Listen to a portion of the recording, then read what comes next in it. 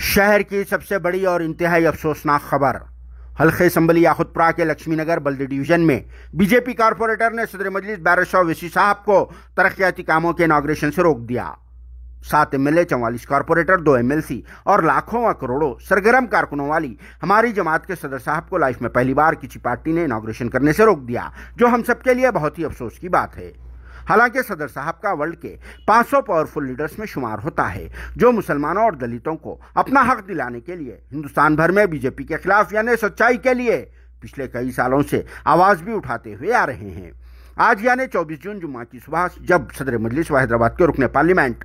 अलहाज नकीब मिल्लत barrister Asaduddin Owaisi साहब IAS सदन लक्ष्मीनगर बल्दी division में तरक्याती कामों का इनॉग्रेशन करने के लिए जा रहे थे, तो तभी पुलिस के अमले ने इन्हें रोक दिया, क्योंकि उधर बीजेपी वाले माहौल को गर्म कर चुके थे और एहतजाजी धरने पर बैठकर Telangana government, chief minister KCR साहब और AIMIM के अगेंस्ट में नारे भी लगा रहे थे, क्योंकि इनका कहना है कि डेवलपमेंट के कामों की तख्ती पर उनके अपने कॉरपोरेटर का नाम नहीं लिखा गया, जो प्रोटोकॉल के खिलाफ है। और ख़ास बात तो ये भी है कि इस तख्ती पर AIMIM के यूथ आइकॉन व इंचार्ज हल्के संबली याखुतपुरा यासिर अरफात का नाम तहरीर है, मगर बीजेपी के कॉरपोरेटर का नाम नहीं है। इसी वजह से बीजेपी वाले गुस्सा हो गए और फिर बरहमी की हालत में 23 जून जुमेरात की रात को सदर मोहतरम के नाम की तख्ती को निकाल फेंक दिया और इस तख्ती के साथ तोड़ फोड़ भी कर डाली। हालांकि ये बल्दी डिवीजन याखुतपुरा असम्बली कॉन्स्टिट्यूंसी और फिर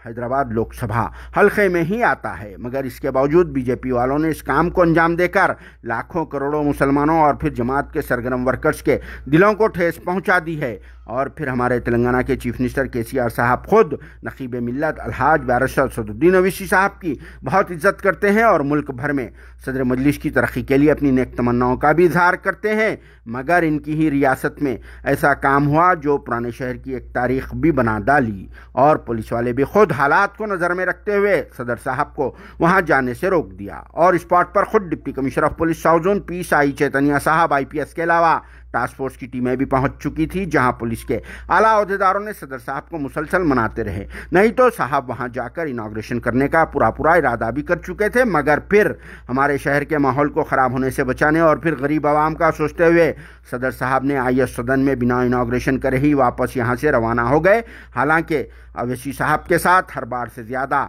उनके अपने चाहने वालों और फिर मुहिब्बान मजलिस की कसीर तादाद भी मौजूद थी, मगर फिर भी पहली बार ऐसा हुआ कि बीजेपी वालों ने साहब को बिना इनॉग्रेशन के ही वहां से बढ़ा दिया। बाद में सदर साहब ने ईदी बाजार की मस्जिद में नमाज जुम्मा की अदायगी की और फिर इनॉग्रेशन के बगैर ही वहां से रवाना हो गए। हालांकि रैन बाजार डिवीजन के अलावा दबीरपुरा और तालाब चंचलम व दूसरे डिवीजन्स में पूरे इनॉग्रेशंस को सदर साहब ने अंजाम दिया है।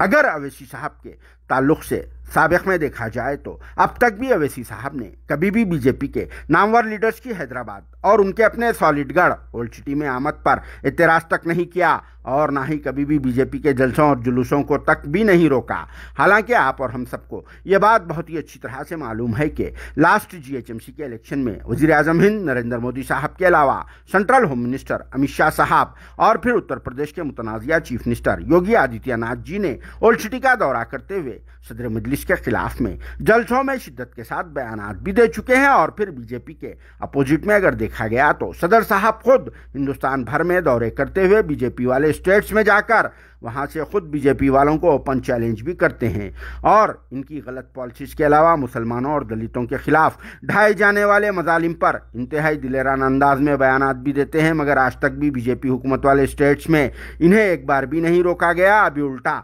जहां जहां सदर साहब जाते हैं वहां पर हजारों व लाखों की तादाद में भीड़ होने की वजह से इन्हें पुलिस प्रोटेक्शन ही दिया जाता है, मगर यहाँ हमारे ओल्ड सिटी में इन्हीं बीजेपी वालों ने सदर साहब को इनॉग्रेशन से रोककर सबको हैरान कर दिया, क्योंकि इस तरह की हरकत बहुत ही गलत है और फिर कॉन्स्टिट्यूशन में इसकी इजाज़त तक नहीं है। अगर सदर साहब खुद चाहते तो वो खुद बीजेपी वालों को ओल्ड सिटी में आने से रोक सकते थे, लेकिन उन्होंने कॉन्स्टिट्यूशन को देखते हुए आज तक किसी भी बीजेपी लीडर की हैदराबाद में एक्टिविटी को नहीं रोका, जिससे एक अच्छे पॉलिटिशियन की निशानी भी जाहिर होती है। वैसे भक्तों की इस हरकत पर आप सबका क्या कहना है, कमेंट बॉक्स में ज़रूर जवाब देना।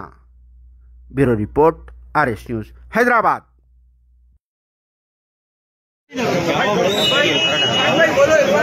मार के आगे तो पूछ लूँ मैं बोल ये बोलो क्या बोलूँ, इसको पूछूँ आप पूछो।